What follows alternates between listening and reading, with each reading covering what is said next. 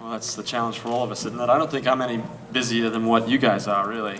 You know, busyness is just kind of a way of life, it seems like these days. But we do, you know, I've been married for nearly 6 years. I've got 2 little boys, and they have a way of, in the franticness of raising kids, they have a way of calming your mind, and at other times making you want to pull your hair out. So it forces yourself to turn somewhere else.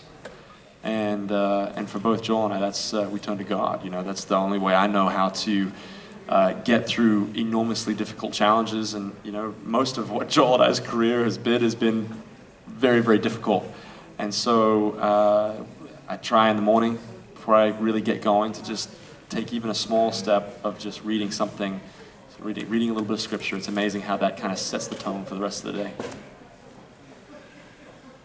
We saw earlier this weekend kind of a spotlight on the Priceless movie coming out. Yes. And I was hoping you guys could kind of tell us the most challenging part from the perspectives of actor and kind of director and producer with this project. I'm so glad you asked about that. So for those of you who don't know, there's been 2 things we've been working on since really the last record. We've been working on a film called Priceless. It's kind of a dramatic story of love, reasonably suspenseful. We've also been working on a song called with the same title, Priceless as well. And both have been something that, you know, is very in line with King Country. We've shared about celebrating a woman's worth since the beginning of the band, and we've shared about men charging us as men, but men in general to be chivalrous in how we love a woman. And so to take that to the silver screen is very exciting. To put it into a song is very exciting as well. But man, I got to tell you, it was not an easy task, and that's an understatement. A big part of it was we were just novices. We've never done it before.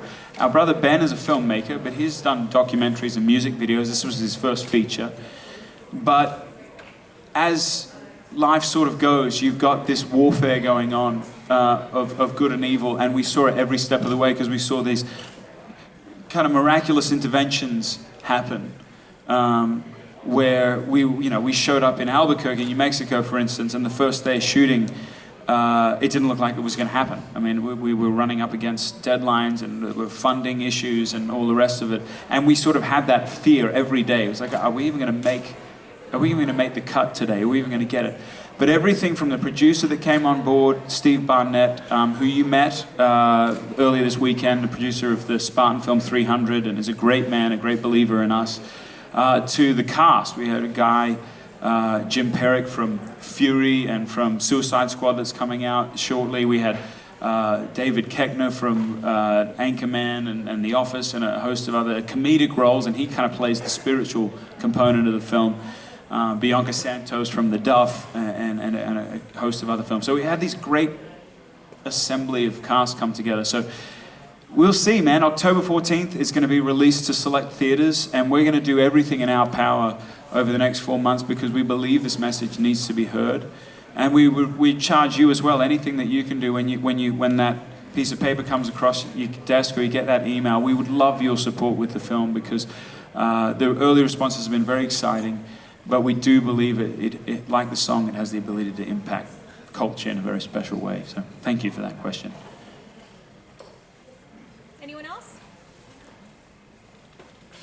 Yes. Absolutely. Share one of your funniest moments from on the road. We had a few in England. Funniest Well, funniest moment so far is this morning. It's my birthday today, so I've been toting around. Thank you. It's been an extra long birthday because, as I mentioned earlier, we started in Amsterdam, and so my birthday in totality will be a 31-hour birthday today. But I think it was partially sleep deprivation, but I took it upon myself to tell everyone at the airport in Amsterdam that it was my birthday this morning. So I told the desk agent, she didn't care at all. In fact, if you could have negative care, she had negative care. I think it actually really was that Joel was trying to talk himself into the fact that he's 32 years old, and he was like, I don't want to be 32, but how can I try and make it fun? No, I feel good about 32. It's all right. But the best one was the customs agent when we got into America. I was like, hey mate, how you going? And they're usually, I don't know if you've flown much, but they're usually a bit of a stern bunch.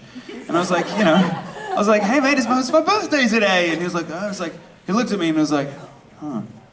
And he had my visa in front of him, so he goes, oh, it is. was like, awesome. Thanks a lot, man. First of all, you didn't believe me, and then you just don't, you don't care. But anyway, there are some funny moments. The last show we did actually last night in Amsterdam, at the end of the show, I have these orchestra cymbals. I'm running around on stage, and it was a pretty large stage, and I just put my foot through the stage, so I had a bit of a colossal collapse. Just things like that you usually, and it was caught on tape too, so that's always helpful. But yeah, thank you guys for the time. Thanks for all you do, and have a great rest of your evening. We'll see you next time. Appreciate you.